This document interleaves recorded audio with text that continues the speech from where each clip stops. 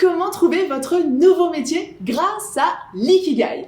Vous vous demandez peut-être quel pourrait être votre nouveau métier, comment mettre du sens dans une nouvelle carrière professionnelle. Cette vidéo est faite pour vous. Bonjour et bienvenue, je m'appelle Stéphanie, je suis une ancienne DRH, devenue conférencière et coach professionnel pour accompagner les entreprises et leurs collaborateurs à justement trouver ou retrouver plus de motivation, plus d'engagement pour être heureux dans leur travail. Et notamment, l'Ikigai fait partie des réponses que je peux apporter pour justement ces collaborateurs et ces entreprises. Alors vous vous dites peut-être, voilà, j'ai passé un certain moment de ma vie dans cette entreprise ou dans ce métier-là, j'aspire à autre chose, j'ai besoin de voir autre chose. Peut-être même que vous êtes en burn-out ou vous avez une dépression par rapport à l'environnement qui ne vous convient plus, vous avez trop de travail, vous ne savez plus justement par où commencer, vous ne savez plus quoi faire tellement que vous avez de choses à faire.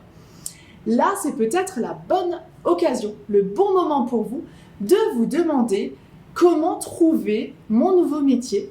Et grâce à l'Ikigai notamment, vous trouverez quelques outils de réflexion. Et encore aujourd'hui, peut-être parce que nous avons eu quelques mois de télétravail, peut-être parce qu'il y a d'autres préoccupations en ce moment, mais je vois de plus en plus de personnes s'interroger sur le sens qu'elles veulent donner à leur carrière professionnelle. Des personnes qui ont envie de se sentir utiles, qui ne se reconnaissent plus dans les valeurs de leur environnement, de leur entreprise et qui ont besoin de renouveau. Donc cette vidéo est vraiment faite pour vous si vous êtes dans ce cas-là. Alors, comment trouver votre nouveau métier grâce à l'Ikigai? Je vous propose 2 points à soulever dans cette vidéo. Sans plus attendre, on commence par comment transformer sa passion et ses talents en un travail épanouissant. Vous allez peut-être me demander, mais c'est quoi le rapport entre passion, entre éventuellement loisir, plaisir et travail épanouissant? Je suis intimement convaincue qu'aujourd'hui et plus qu'avant, nous avons besoin de ressentir du bien-être, du plaisir dans notre activité professionnelle, justement pour rester motivé, engagé, blablabla, tout ce qu'on a déjà dit tout à l'heure. L'idée, c'est vraiment de miser sur ses passions, ce que j'aime faire. Et là, je vous invite vraiment à une introspection, ou en tout cas à minima, une réflexion de votre côté, parce que c'est souvent la question que je pose aux personnes qui viennent me voir et qui ont envie de se reconvertir. Je leur demande tout de suite, quelles sont tes passions? Qu'est-ce que tu aimes faire et tu ne vois même pas les heures passer tellement que tu adores ça? Et j'en ai certains qui ne savent pas parce que le métro, boulot, dodo, le quotidien de la vie, les enfants, l'école, le conjoint, les courses, le ménage, etc. On ne sait plus donner de l'importance et de la place à nos passions dans notre emploi du temps. Et c'est là où vous allez pouvoir travailler maintenant. Demandez-vous, quelles sont vos passions? Demandez-vous quels sont peut-être vos loisirs aussi. Si vous aviez une journée comme ça de congé et que vous n'avez rien à faire, qu'est-ce que vous aimeriez faire? Je ne vous parle pas de ce que vous devez faire, je vous demande qu'est-ce que vous aimeriez faire. De cette manière-là, vous allez vous projeter plus facilement dans des loisirs ou dans des passions que vous pouvez avoir. Deuxième astuce, c'est de vous rappeler quand vous étiez enfant, quand vous aviez 8, 9, 10 ans, qu'est-ce que vous aimiez faire? Ça peut être un bon point d'entrée aussi pour vous rappeler vos passions et vos loisirs.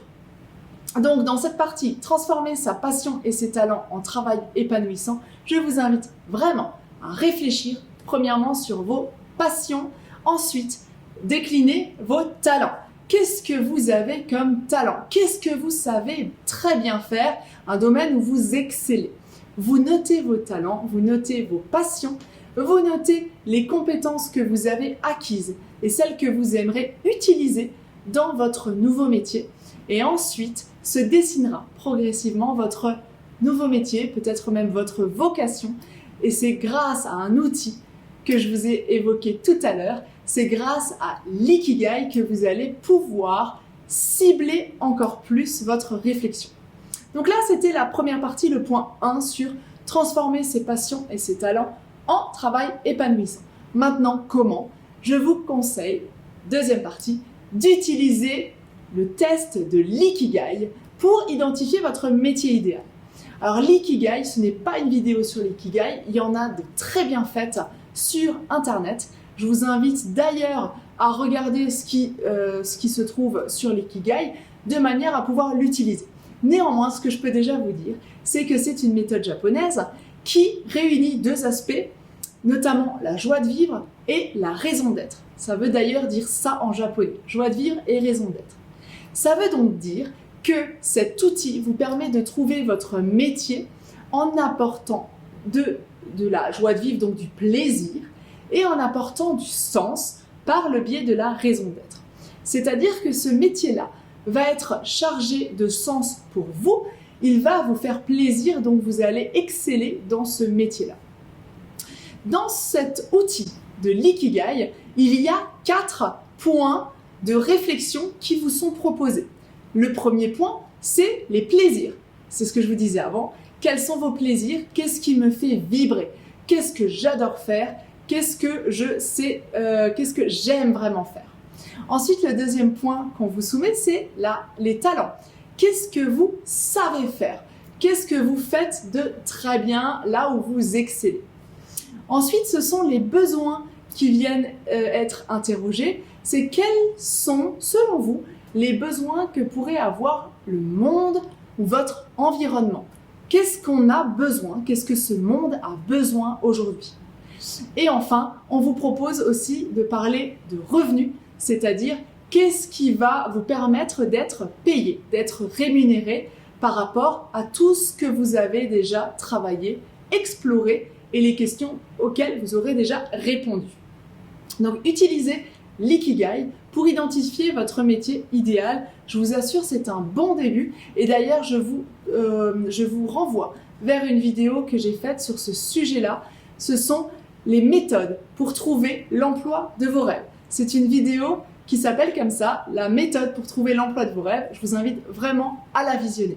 En attendant, j'aimerais beaucoup lire vos commentaires. Vous pouvez mettre vos commentaires parce que j'aimerais savoir si vous avez utilisé l'ikigai pour trouver le job de vos rêves ou encore qu'est-ce qui vous empêche, vous, aujourd'hui, de rejoindre le job ou l'entreprise de vos rêves. Dites-moi tout en commentaire parce que ces commentaires vont, au-delà de me faire plaisir, nourrir toute la communauté et surtout vont permettre à mesurer, à faire évoluer notre degré de réflexion et de connaissance. Et c'est d'ailleurs l'objet de ces vidéos. Donc n'hésitez pas, commentez, likez la vidéo, ça permettra à d'autres personnes d'y avoir accès. Abonnez-vous et notifiez justement la vidéo de manière à ce que vous puissiez recevoir en avant-première les prochaines vidéos. Parce que je vous ai parlé d'une vidéo, mais il y en a une autre qui va vous intéresser aussi, c'est sûr. Ce sont les secrets d'une bonne reconversion professionnelle après 40 ans. Si vous avez 40 ans, cette vidéo est faite pour vous.